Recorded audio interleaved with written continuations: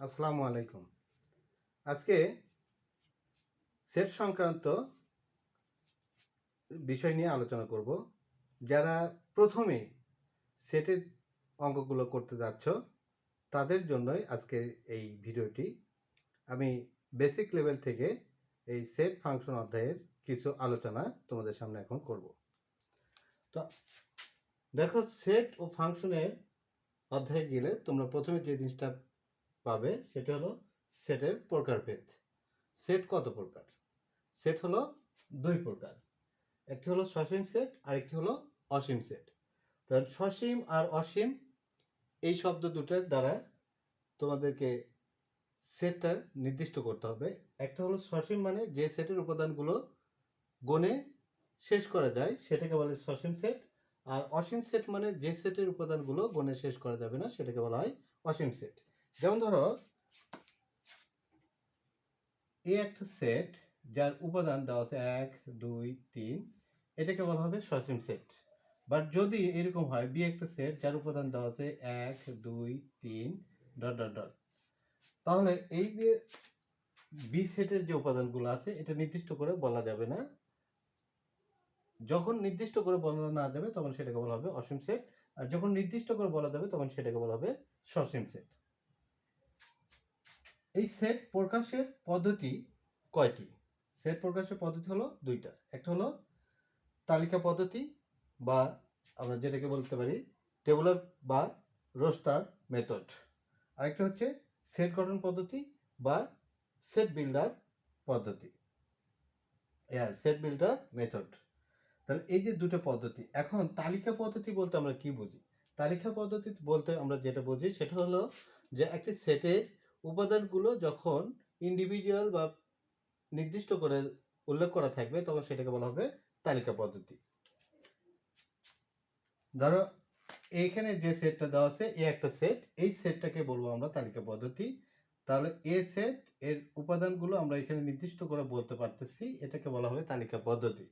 আর যদি এটাকে আমরা সেট গঠন পদ্ধতি বলি তাহলে এটা এরকম থাকবে: x belongs to n such that x is less than 4। তো দেখো এখানে আমরা যে সেট গঠন পদ্ধতিটা দিলাম, এই সেট গঠন পদ্ধতিতে কি এখানে আছে যে উপাদানগুলো কত হবে এবং কোন উপাদানগুলো এখানে আসবে।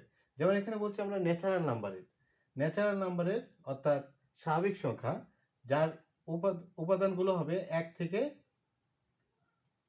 শুরু করে 4-এর চাইতে ছোট, কিন্তু এখানে নির্দিষ্ট করে বলে দেওয়া নাই। মানে এই সেটটারই সেট গঠন পদ্ধতি হলো এটা।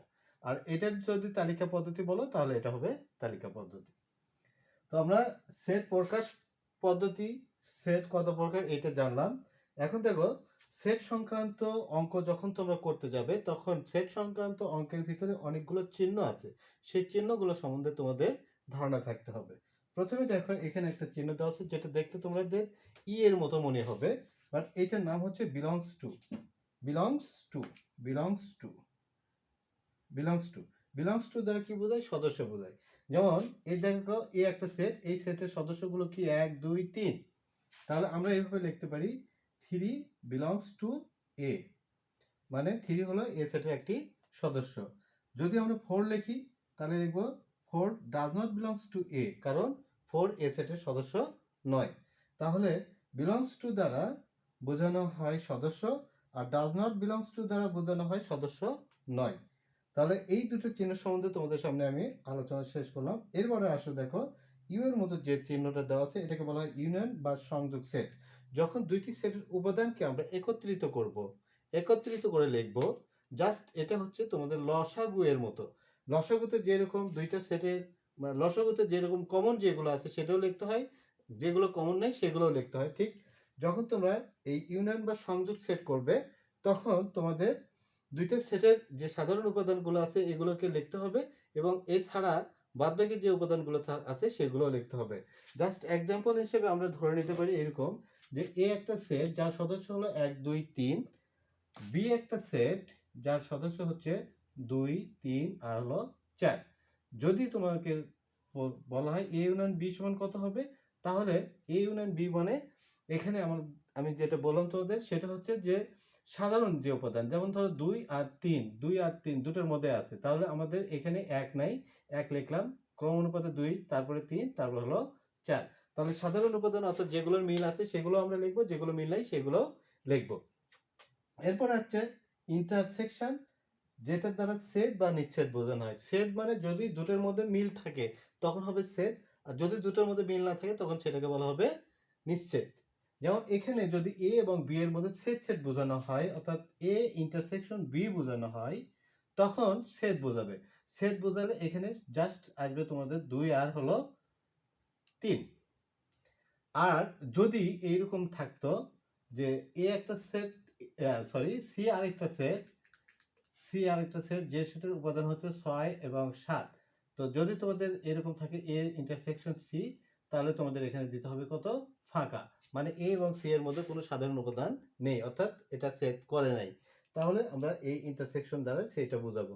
তাহলে ইন্টারসেকশন দ্বারা সেট এবং নিচ্ছেদ দুটোই বোঝানো হয়। আচ্ছা, আমি যেটা আলোচনা করছি সেটা কিন্তু বেসিক লেভেল, যারা প্রথমে সেট ফাংশনের অঙ্ক করতে যাবে তাদের উদ্দেশ্য করে। যারা অলরেডি এই সেট ফাংশন সম্বন্ধে জানো তাদের ক্ষেত্রে এটি বেশি কোনো গুরুত্বপূর্ণ ভূমিকা রাখবে না, কিন্তু যারা নতুন শুরু করতে যাবে, ধরো 8, 9, যারা নতুন শুরু করতে যাচ্ছ তাদের জন্য কিন্তু এটা কাজ করবে। তাদেরকে উদ্দেশ্য করে এই ভিডিওটা আমি এখন তৈরি করতেছি। আচ্ছা দেখো, তাহলে আমরা ইউনিয়ন গেলাম, ইন্টারসেকশন গেলাম, এরপর আমরা পাবো সাবসেট। সাবসেট অর্থ কি? যখন কোনো একটা সেট আরেকটি সেটের উপসেট হবে তখন সেটাকে বলা হবে সাবসেট। যদি মনে করো, যেমন ধরো এখানে আমরা যদি এরকম মনে করি যে এ একটা সেট যার উপাদান হচ্ছে 1, 2, 3, বি একটা সেট যার উপাদান হচ্ছে 2 আর 3, তাহলে এ সেটের উপাদানগুলোর মধ্যে বি সেটের উপাদান দেখা যাচ্ছে, বাট বি সেটের উপাদানের মধ্যে এ সেটের সকল উপাদান দেখা যাচ্ছে না, তাহলে আমরা বলবো যে বি সেটটা এ সেটের একটি সাবসেট। তখন আমরা এখানে লিখব বি সাবসেট এ। এরপরে দেখো সাবসেট অর ইকুয়াল, যদি দুইটা উপাদান একই সমান হয় এবং একই উপাদান হয় তাহলে আমরা সেটাকে বলবো সাবসেট অর ইকুয়াল। যদি এই বি সেটের এখানে একটা 1 আমরা বসে দিই, তাহলে দেখো এখানেও 1, 2, 3 আছে, এখানেও 1, 2, 3 আছে, তখন আমরা বলবো A subset or equal B, B subset or equal A. তাহলে আমরা এই সাবসেট আর ইকুয়ালের বিষয়টা এখন বুঝলাম। যদি A subset B, B or equal A subset or equal B, B subset or equal A বোঝায়, তার মানে এ ইকুয়াল টু বি বোঝাবে। তাহলে সাবসেট অর ইকুয়াল যদি হয় তাহলে আমাদের এখানে বুঝতে হবে যে এই দুটোর উপাদান পরস্পর কি হবে, সমান হবে এবং পরিমাণ হবে সমান। তো সাবসেট গেল। এরপরে দেখো ডাজ নট সাবসেট, যদি এ সেটের সকল উপাদান বি সেটের মধ্যে, মানে বি সেটের সকল উপাদান এ সেটের মধ্যে না থাকে, বা এ সেটের সকল উপাদান, তাহলে আমরা যদি এরকম লিখি A does not subset B, মানে এ বি এর উপসেট নয়, যদি আমরা এইভাবে ধরি যে এ এর ভিতরে আছে 1, 2, 3, বি এর ভিতরে আছে 2 আর 3, তাহলে আমরা বলতে পারি A does not subset B, অর্থাৎ এ বি এর উপসেট নয়। যেমন এটাকে বাংলায় মানে সাধারণভাবে আমরা যদি হিসেব করি তাহলে এরকম বলতে পারি যে, যেমন বগুড়াতে তোমরা যারা বাস করো তোমরা সবাই জানো যে এশিয়ার কোথাও কোনো শাখা নেই, এশিয়ার কোথাও কোনো কি নাই, শাখা নেই। আবার আকবরিয়ার ক্ষেত্রে যদি ধরো, তো আকবরিয়ার বিভিন্ন জায়গাতে শাখা আছে, তাহলে যে যে জায়গাতে আকবরিয়া হোস্টেলের বা আকবরিয়া কনফেকশনের এই শাখাগুলো আছে সেখানে সেখানে আকবরিয়ার জিনিসগুলো আমরা ক্রয় করতে পারবো। তো এইরকম যদি শাখা থাকে তাহলে একটা শাখা মানে একটার মূল সেট থাকবে, সেই সেটের অধীনে আরেকটি সেট তৈরি হবে, অর্থাৎ আমাদের যদি কনফেকশনারি বলি আমরা একটা মূল কনফেকশনারি থাকবে, তার অধীনে কিছু কনফেকশনারি থাকবে, এটাকে বলা হচ্ছে শাখা। এরপরে আমরা আসবো হচ্ছে এই চিহ্নতে, এই চিহ্নকে বলা হয় বাদ সেট বা ডিসজয়েন্ট সেট। যদি বাদ সেট বোঝায় তাহলে প্রথম যে সেটটা থাকবে সেই সেটের মধ্যে থেকে দ্বিতীয় সেটের উপাদানগুলোকে বাদ দিতে হবে। ধরো আমরা এখানে একটা উদাহরণ দিই, উদাহরণ দিলে তোমরা বুঝতে পারবে।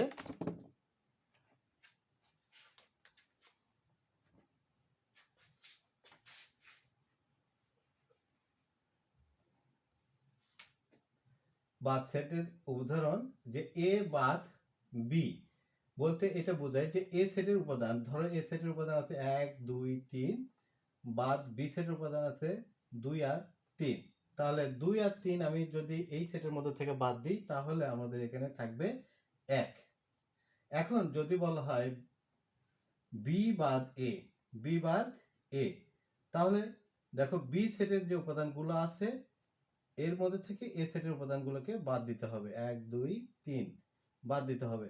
তাহলে বাদ দিলে আমরা পাবো হচ্ছে এই পাশে কোনো কিছুই থাকবে না, তার মানে এটাকে বলবো আমরা ফাঁকা। যদি এইরকম দেখা যায় যে এই সেটের সাথে এই সেটের কোনো সদস্য মিলেনি, তখন তোমাদের এখানে যে কটা সদস্য থাকবে সেই কটাই তোমার অ্যান্সার আসবে। যেমন ধরো আমরা যদি সি সেট দিয়ে বুঝাই যে বি বাদ সি, বি বাদ সি, তাহলে বি সেটের যে উপাদানগুলো আছে, বি সেটের যে উপাদানগুলো আছে এটা লিখলাম আমি 2 আর 3, বাদ সি সেটের উপাদান লিখলাম 6 আর 7। তো দেখো বি সেটের সাথে সি সেটের কোনো উপাদানের মিল নেই, সুতরাং আমাদের এখানে লিখতে হবে 2 আর 3। এখন এই কথাটাকে এইভাবে তোমরা বুঝতে পারো যে তোমাদের ধরো একটা শ্রেণীকক্ষে বা কমন রুমে 7 এবং 8 এর স্টুডেন্টরা একত্রে বসে আছে। এখন স্যার যে বললো যে এখানে 8 এর স্টুডেন্ট যারা আছে তারা সবাই বের হয়ে আসো, তাহলে 8 এর স্টুডেন্ট যে কটা আছে বের হয়ে আসবে। এখন যদি স্যার বলে যে ক্লাস 9 এর যে কটা স্টুডেন্ট আছে বের হয়ে আসো, কিন্তু ক্লাস 9 এর কোনো স্টুডেন্ট ওখানে নেই, তাহলে ওখান থেকে কোনো স্টুডেন্ট আর বের হবে না। ঠিক এমনি ভাবে যখন আমরা বি সেটের মধ্যে থেকে সি সেটটাকে বাদ দিব, তখন বি সেটের মধ্যে যদি সি সেটের কোনো উপাদান থাকে তাহলে বাদ দিয়ে দিতে হবে। যেমন এখানে আমরা দেখালাম যে বি সেটের মধ্যে এ সেটের উপাদান 2 আর 3 দেখা যাচ্ছে, সুতরাং 2 আর 3 চলে গেলে আমাদের এখানে থাকবে শুধুমাত্র ফাঁকা সেট। আশা করি তোমরা এই বিষয়টি বুঝতে পারবে। এরপরে দেখো এই যে চিহ্নটা আছে এই চিহ্নকে বলা হয় পূরক সেট। পূরক সেট বলতে কি বোঝায়? পূরক সেট বলতে বোঝায় যখন একটা সার্বিক সেট থাকবে, কোন সার্বিক সেট থেকে যদি কোনো সেটকে বাদ দেওয়া হয় তাহলে যে সেটটি থাকবে সেটাকে বলা হবে ওই সেটের পূরক সেট। ধরো ইউ একটা সার্বিক সেট,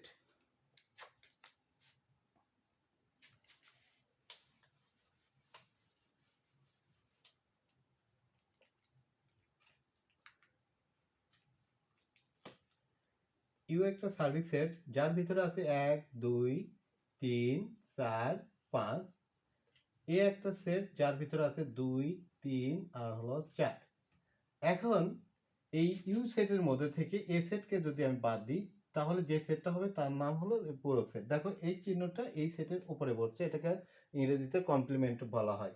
তাহলে এইটার অর্থ হচ্ছে যে সার্বিক সেট, এই সার্বিক সেটের মধ্যে থেকে এ সেটের উপাদান বাদ দিতে হবে। তাহলে সার্বিক সেটের মধ্যে থেকে এ সেটের উপাদান যদি আমরা বাদ দিই তাহলে কত পাওয়া যাবে? এই 2 3 আর 4 বাদ যাবে, তাহলে 2 3 আর 4 বাদ যাবে, থাকবে হলো 1 আর 5। এই হলো পূরক সেট। এটাকে যদি তোমরা ভেন চিত্রের মাধ্যমে দেখো তাহলে মনে করো যে এটা পুরো ইউ সার্বিক সেট, এর ভিতরে এ একটা সেট, এটা হলো এ সেট।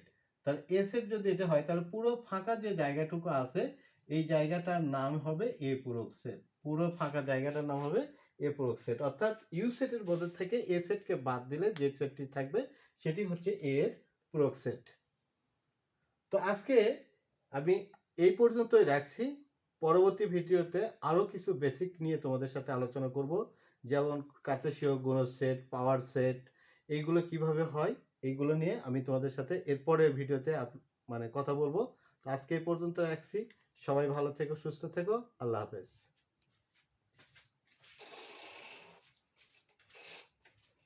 বাবু রে।